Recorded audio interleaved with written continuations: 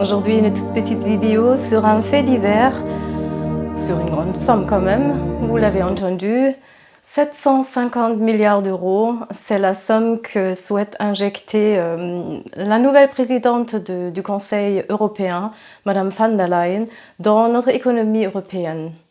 750 milliards d'euros sur 30 ans, ça fait environ 25 milliards d'euros par an.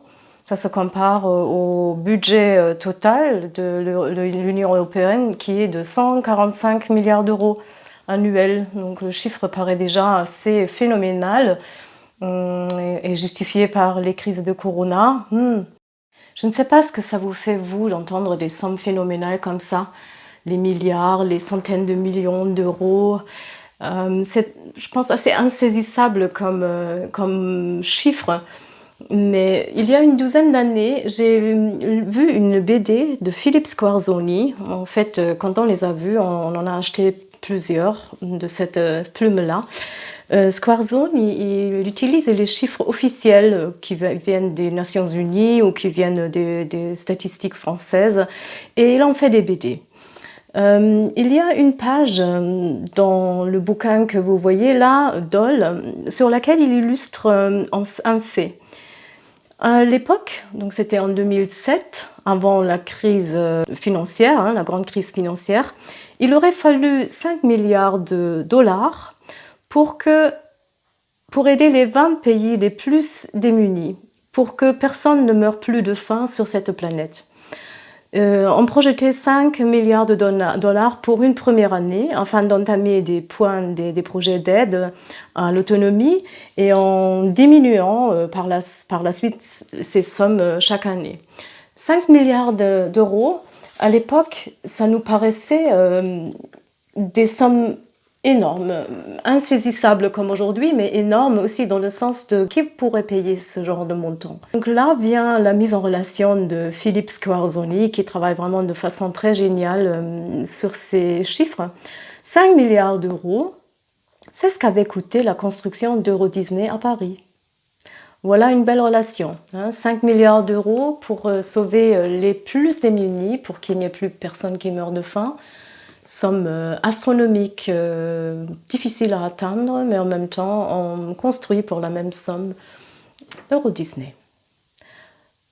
Aujourd'hui, la présidente du Conseil européen, Madame von der Leyen, c'est une ex-ministre de la Défense en Allemagne, où d'ailleurs des sommes aussi phénoménales ont disparu dans des canaux intéressés pour des conseils en management dans le militaire allemand.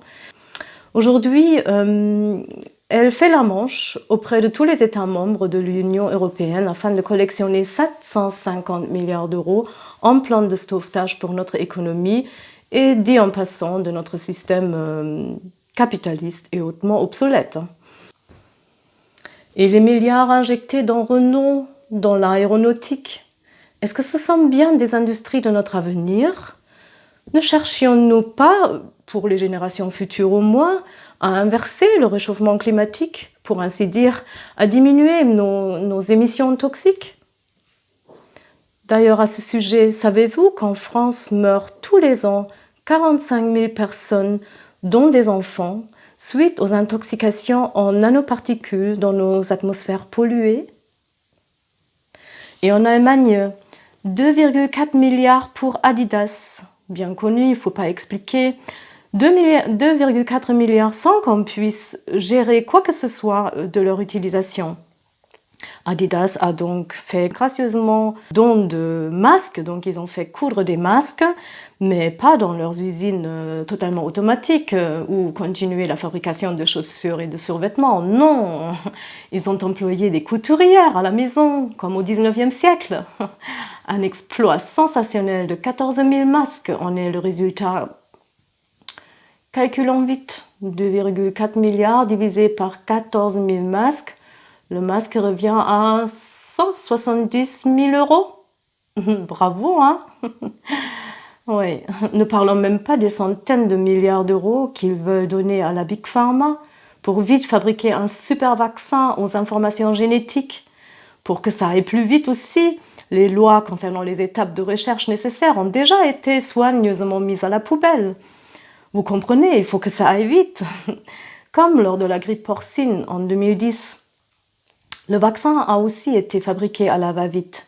Il fallait ça, hein, sinon soit on encourt le risque des 150 millions de morts au monde, soit on s'aperçoit trop vite qu'il n'y en a pas. Il ne mourrait pas.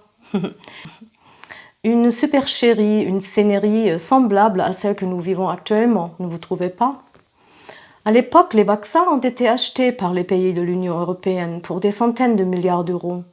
La France a un peu vacciné avant que le message se ferait chemin que la soi-disant pandémie était terminée. En fait, elle n'avait jamais commencé. La Suède, elle, a beaucoup vacciné et je pense encore plus regretté, car il y a eu un grand nombre de malades, de personnes atteintes suite au vaccin de narcolepsie. Imaginez un peu, hein, vous vous faites vacciner sur recommandation de votre gouvernement, message largement transporté de façon monomessage par les médias. Vous le faites dans la bonne foi et vous vous retrouvez gravement malade. Narcolepsie, c'est juste une des possibles suites de vaccins. Ailleurs, on a heureusement jeté les vaccins et le business pour le Big Pharma a été fait.